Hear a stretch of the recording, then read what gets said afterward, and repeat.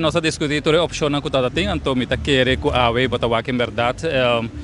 proposta tá para Biden ID card, nossa aprovar a lei, também cabe uma amenda acerca e me querer essa que dá uma oportunidade também para os estudantes não haya oportunidade também para assim ter em conta que como estudante para hora com Andrenta não pode haya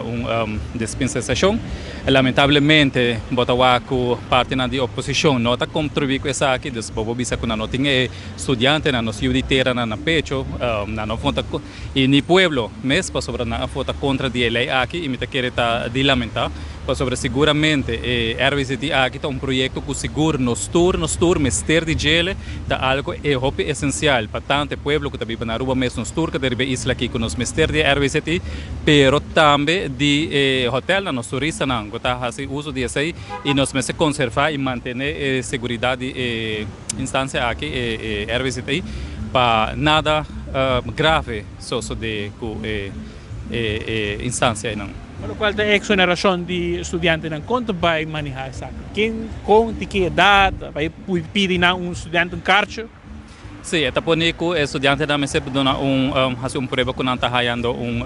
não está bayando escola quando está estudante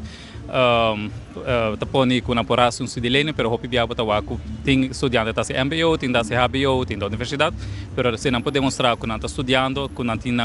se hopi biabo escola na universidade tem carnet ou não tem carta também não pode demonstrar isso e não está haya dispensação. Na final está contente todo, sabe que logro para traspassar a companhia of local está RVCT não privatizar e lá crescer de pessoas. Seguro que sim, pessoalmente quer saber que dia solucionam hopi tempo a waka pur para ser não sabe que a situação de governo não está não pode carregar, pero sabe que está a solução e nós está sustentando também.